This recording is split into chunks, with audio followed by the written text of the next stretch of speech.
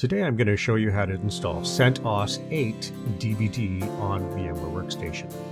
The first thing you want to do is make sure that you're in the correct folder. I'm just using a NETS1028 folder. You can create a new folder by right-clicking on my computer and going to new folder if you want, but I've already created the new folder, so I'm not going to do that. I'm just going to go up to File and then New Virtual Machine. Once I have that up, click the Custom Advanced section and click Next. Hardware compatibility, you can have it either at Workstation 15 if all you have is 15, or you can have Workstation 16 installed. Both will work just fine. I click Next, and then I have to select the installer disk image file. So I've already got it selected here, so I just click Browse, select my CentOS Stream CentOS Stream 8, and your file name might be a little different than this, but it should be the dvd1.iso. That's what you're looking for.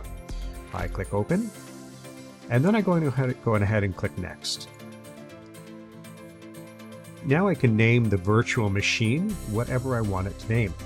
I'm going to name this NETS1028 Linux CentOS 8. And under here you can use any location you want. You can leave it in the general default location for your virtual machines, which VMware has set up. Or if you want, you can go ahead and change that to a different drive.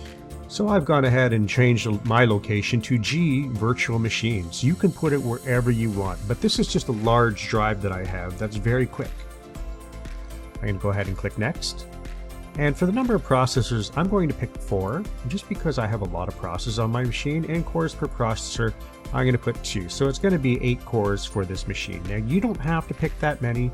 You can pick 1 and 1 so that there's a total processor cores of 1, or you can pick 2 and 2, which would give you 4 processors. But generally, if you want the best performance, you're looking at about 4 to 8 processors. But if your laptop or machine doesn't have that many, don't worry, you can get away with 1.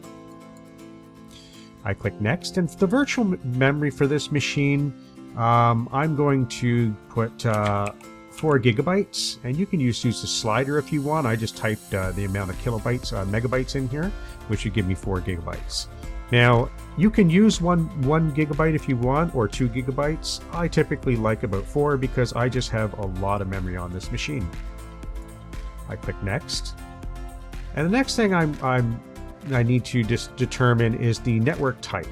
I'm going to go right now and select the network address translation network for now, and go ahead and click Next.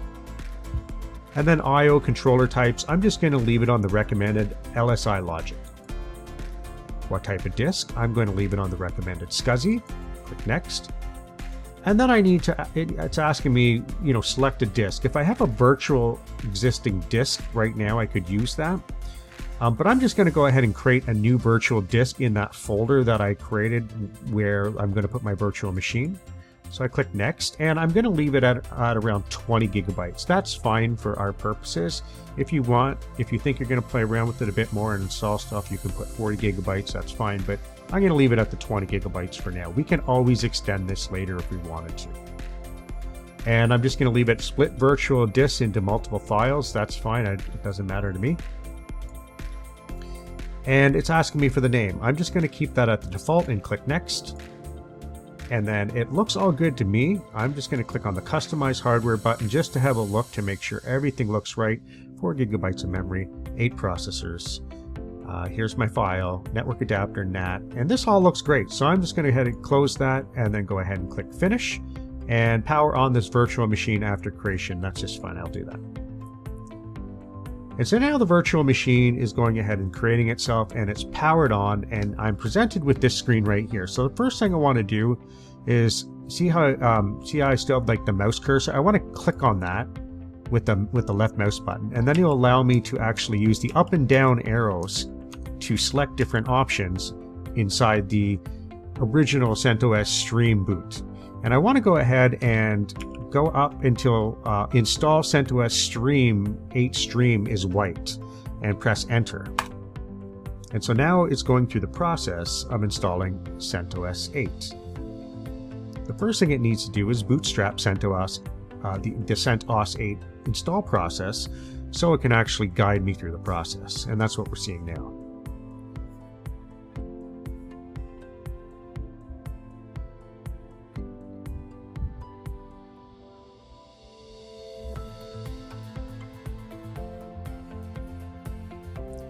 The first screen we're presented with is the language you want. Now I'm just going to go ahead and click English United States. It just makes it easier. If you click English Canada, it's going to give you the French character set as well, and sometimes that just gets in the way if you press the wrong key combination. So I'm just going to leave it at English United States and press continue.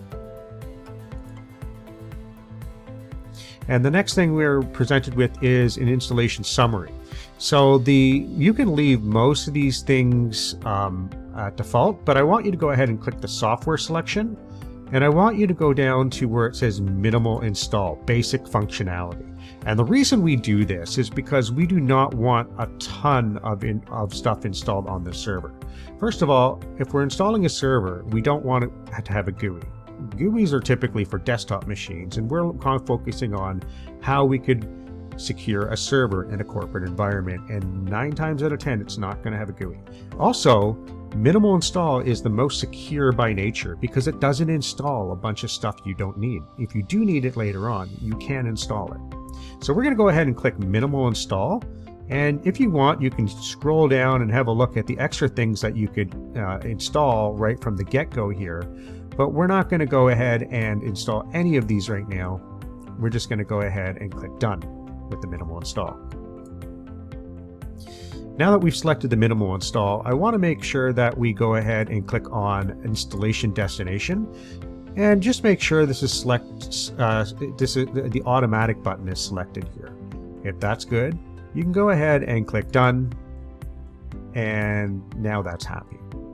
The next thing you need to do here is click on the root password.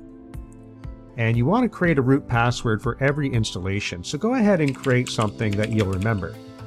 Now, because we're just installing this right now for installation purposes, and we'll probably clone it out, you can go ahead and create any root password you want. It doesn't have to be too secure, just something you can remember. We're going to go ahead and change that later on anyways. So I type something in that I'll remember, and I'm just going to go ahead and click done now. All right, with all of that stuff clicked and customized, it now gives us a button down here where we can begin installation. But before we do that, I want to go ahead and create a user instead of just the root user. So I'm going to go ahead and click on the user creation. And inside the user creation, I'm just going to put Ryan, and my username, I'm going to put Ryan, okay?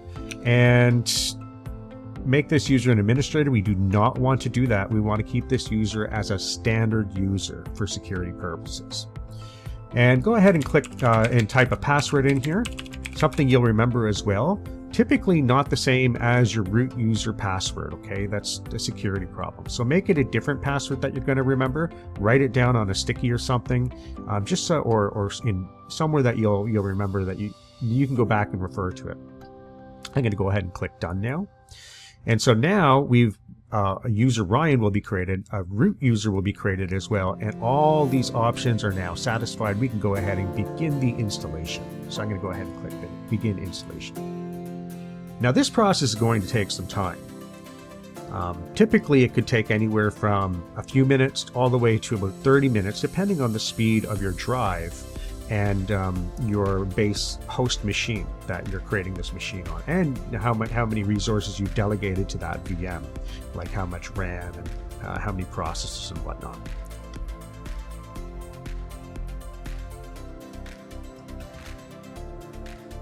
Okay, it finally completed. Mine took about 3 or 4 minutes, which was quite speedy, but I have a really quick machine and I gave this host a lot of resources. Yours might take a little bit longer, but don't worry if it does. But when it's done, you'll see that it says CentOS Stream is now successfully installed, ready for you to use. You can go ahead and reboot the systems now. So that's what I'm going to do.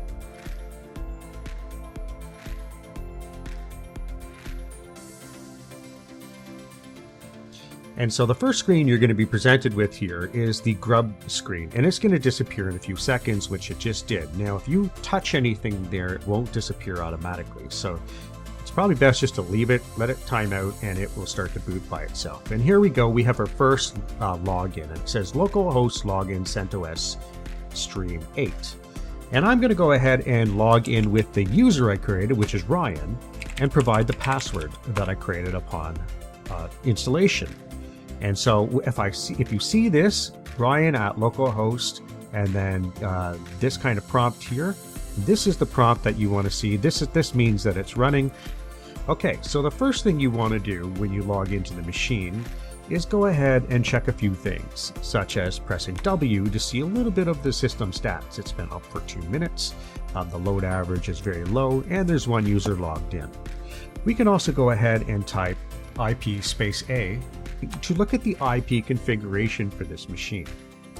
Now you can see that there's 2 network configurations by default that have been set up. Number 1 is the LO, which means the local loopback. And that is always set up on many machines, and you don't have to worry about that right now.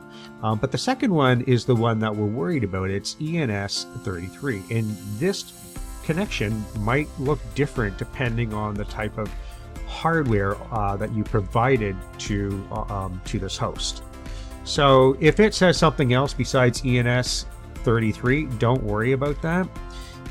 Typically, you've probably been used to, if you used Linux in the past, this would be the F0 connection. But with CentOS8 and everything since CentOS7 and Rails 7, they've gone ahead and named the network configurations based on the hardware that's presented to it. So gone are the days of F0, F1, F2.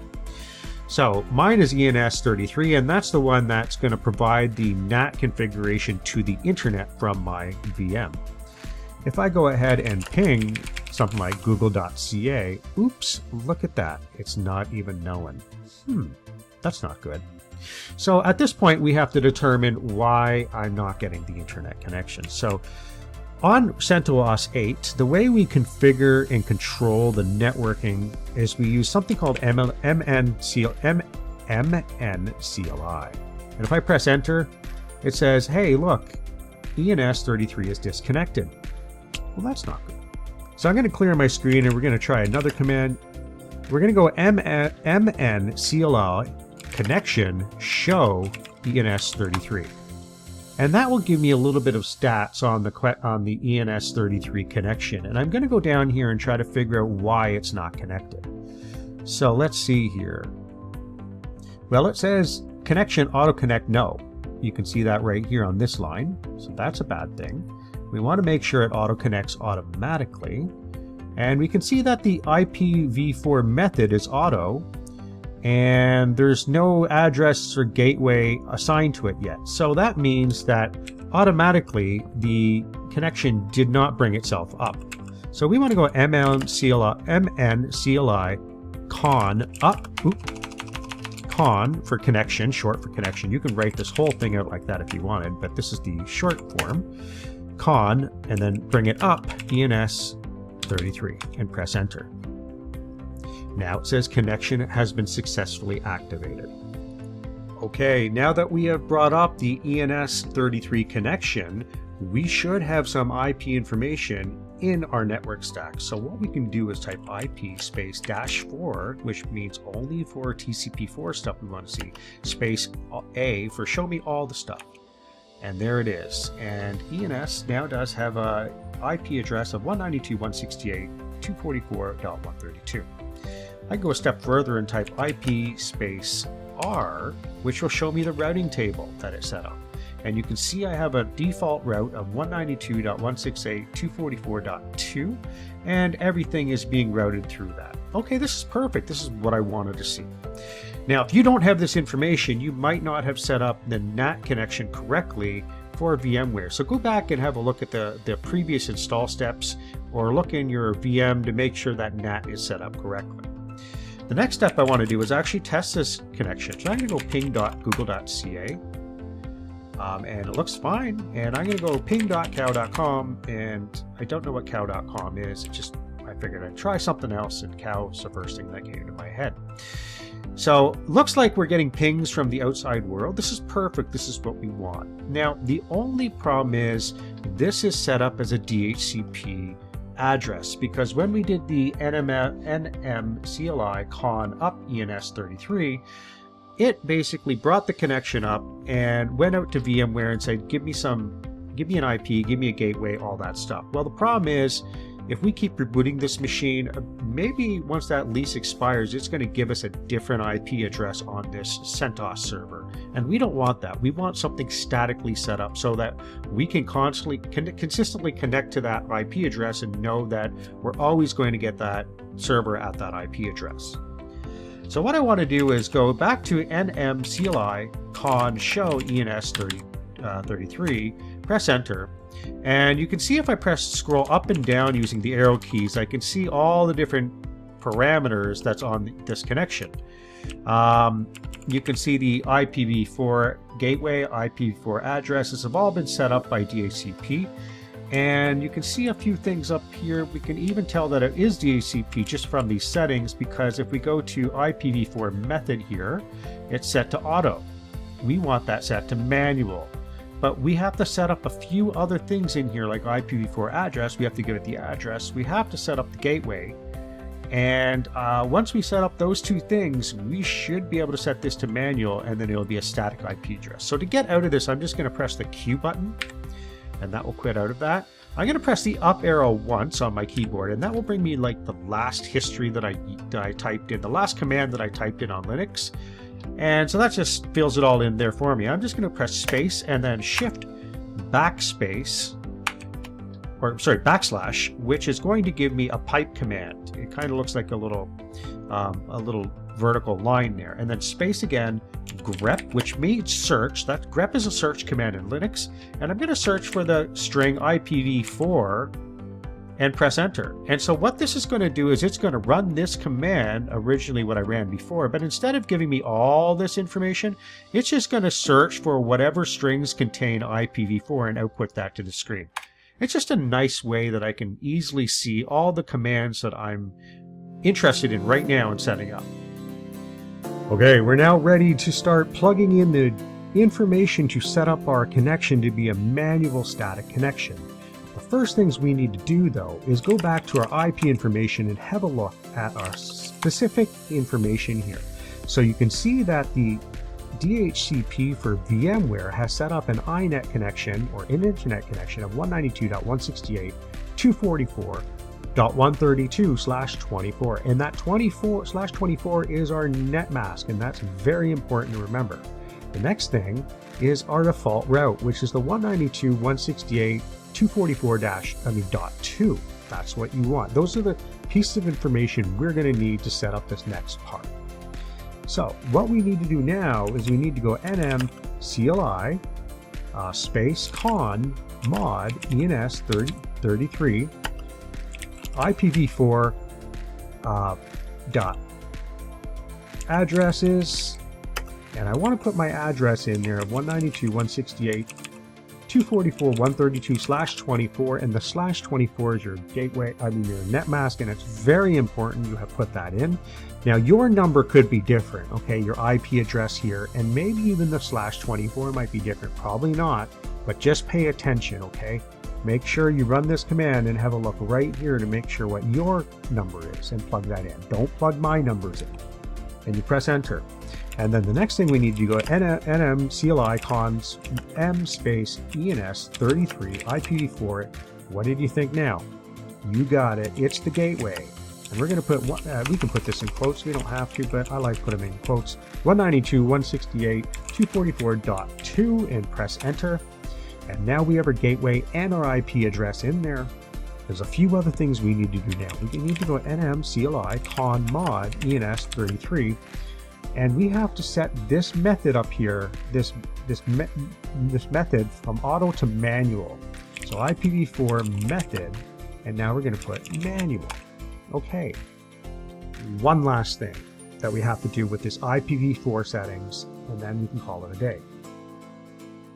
When we were connecting using using DHCP to VMware, VMware was setting up our DNS servers as well. That's not going to be set up either if we're using a static connection. So we have to go nm CLI con m ENS33 IPv4 DNS, and the DNS server that VMware sets up is the same as your gateway address. So if your gateway address is 192.168.244.2, put the same thing in for the DNS. If yours is different, put whatever your gateway address was in the DNS portion as well. Okay, so now I can go ahead and check those settings to make sure that we did them right. Con ENS and then pipe grep IPv4, press enter. Okay, we have a manual method. DNS is correct. IP address is correct with the net mask at the end /24. That's important. The gateway is correct. This all looks correct. There's one last thing we need to do. nm CLI con show ENS33, and I'm going to press enter without doing a grep or anything. And you can see at the very top here, we have connection auto connect is no. Well, we have to put that to yes, because remember when we first logged into here, we had to actually bring the connection up by doing up.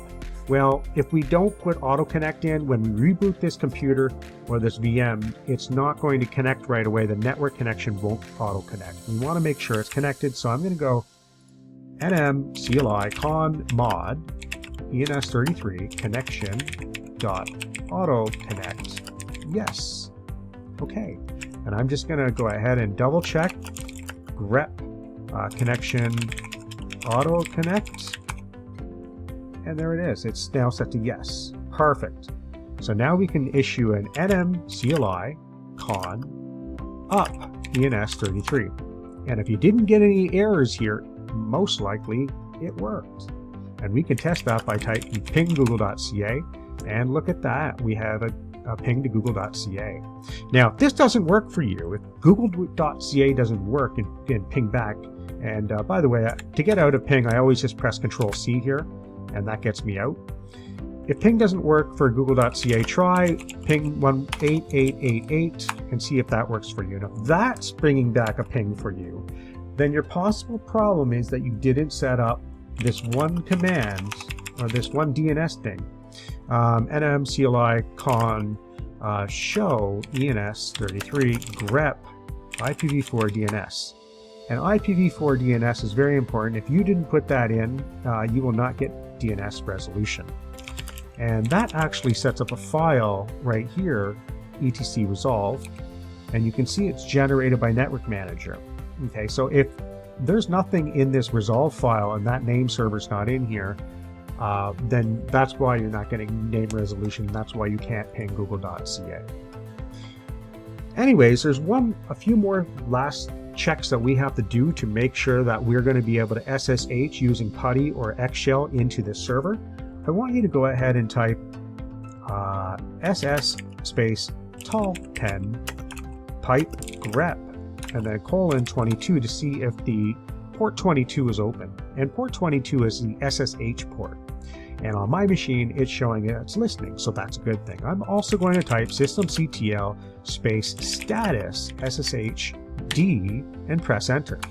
And this will show me the and I'm just going to press Q to get out of this.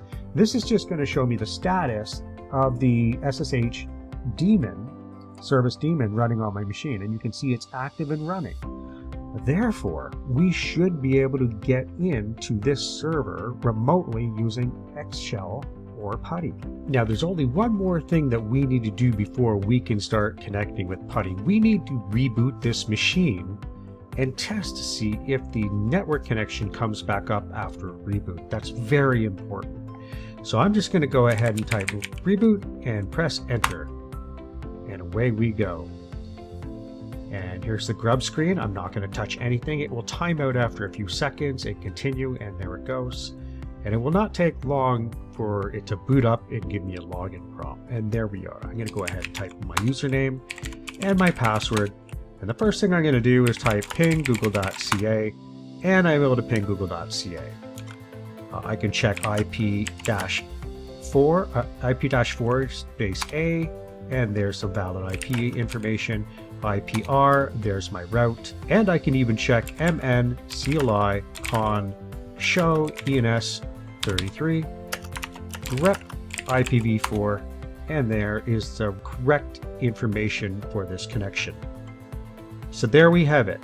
Now on to the next part, which we're going to try connecting with PuTTY or Xshell, depending on your preference.